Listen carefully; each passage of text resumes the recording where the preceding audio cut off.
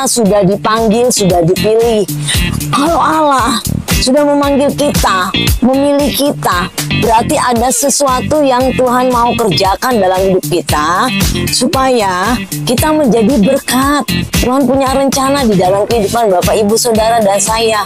Di mana engkau ditempatkan, Tuhan sudah punya rencana supaya ini kita menjadi saluran berkat dan menjadi kepanjangan tangannya untuk membantu, untuk menolong orang-orang yang belum menerima Yesus Kristus Tuhan.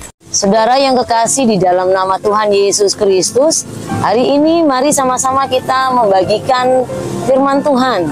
Karena firman Tuhan itu adalah kekuatan bagi kita dan terang bagi jalan kita. Kita kalau tidak dituntun oleh kebenaran firman Tuhan, hidup kita akan nyasar, saudara. Ya, sebab itu mari sama-sama kita belajar membaca di dalam Yesaya 43 ayatnya yang pertama. Demikian firman Tuhan, Allah adalah satu-satunya penebus. Allah adalah satu-satunya penebus, ya. Jadi kalau di sini dikatakan satu-satunya berarti nggak ada yang lain, saudara. Bukan salah satu. Jadi satu-satunya penebus ya hanya Yesus Kristus Tuhan. Allah yang menciptakan langit, bumi, serta segala isinya. Tetapi sekarang beginilah firman Tuhan yang menciptakan engkau, hai Yakub, yang membentuk engkau, hai Israel. Janganlah takut sebab aku telah menebus engkau. Aku telah memanggil engkau dengan namamu. Engkau ini kepunyaanku. Haleluya. Jadi saudara dan saya adalah kepunyaan Tuhan, miliknya Tuhan. Saudara tahu kalau kita dimiliki oleh Tuhan, dimiliki oleh Allah, Yesus Kristus yang kita sembah, berarti Allah bertanggung jawab atas hidup kita. Ya, dan kalau Allah bertanggung jawab di dalam kehidupan kita, apa yang nggak mungkin yang dapat Allah kerjakan, semua itu pasti Allah dapat lakukan, Allah dapat kerjakan. Cuman tergantung kadangkala kita ini orangnya nggak sabaran, saudara. Ya, menanti janji Tuhan itu kita kadang nggak sabaran. Kita pingin doanya cespleng, berdoa langsung dijawab. Kita ingin apa yang kita inginkan Tuhan langsung kabulkan. Padahal nggak seperti itu. Allah juga melihat sampai di mana iman kita. Ya, Allah kadangkala bisa juga menjawabnya secara langsung, bisa juga tunggu atau bisa juga nanti.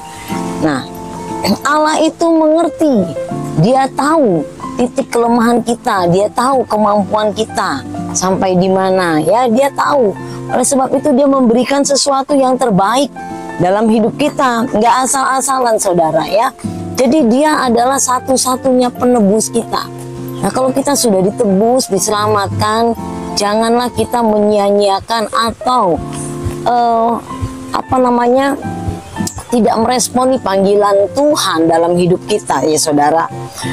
Janganlah takut sebab aku telah menebus engkau, aku telah memanggil engkau. Kita sudah dipanggil, sudah dipilih.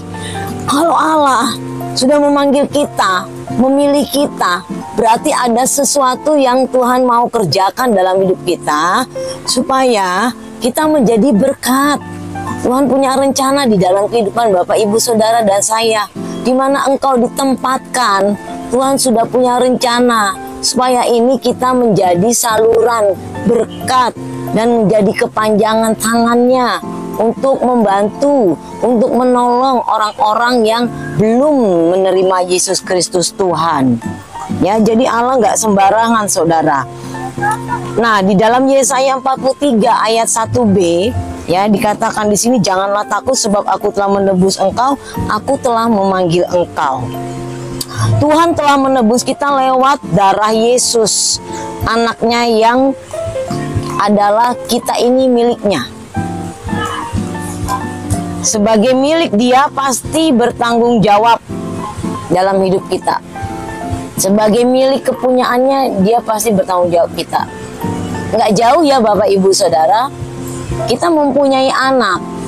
Anak kita sayangi, ya dari sejak kandungan sudah kita pelus-pelus perutnya, kita ajak bicara, begitu ya, sampai dia lahir, kecil, balita, sampai dewasa.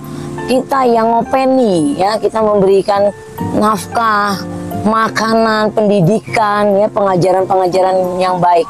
Itu artinya seorang ibu atau seorang kepala rumah tangga itu bertanggung jawab atas anaknya. Tidak ada kan Bapak Ibu Saudara di sini dengan bangga berkata, "Hei, aku udah melahirkan anak ceprot, tak tinggal yo, aku mau say goodbye saja." Saya rasa ini perlu dipertanyakan orang tua seperti ini ya Bapak Ibu ya. Jadi kalau kita sudah menjadi miliknya Tuhan, kita nggak usah takut lagi karena kehidupan kita dipelihara dan Allah yang dahsyat itu bertanggung jawab atas hidup kita. Apa yang menjadi kebutuhan Bapak Ibu Saudara? Tuhan bilang, datang kepadaku, kunci pintu kamarmu kunci, kau berlutut menangis kepada Tuhan. Dia hanya sejauh doa. Ya, dia mendengar segala keluhan-keluhan kita. Dia tahu apa yang menjadi beban masalah hidup kita.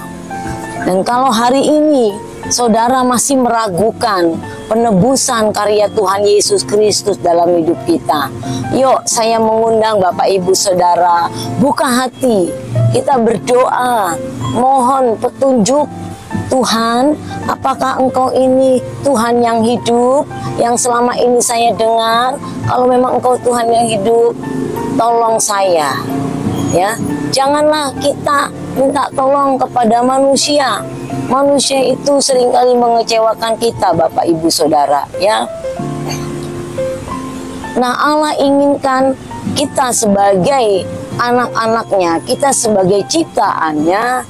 Dia ingin supaya kita datang senantiasa menyembah Dia, mengagungkan Dia, memuliakan Dia, dan hidup senantiasa menyenangkan hatinya.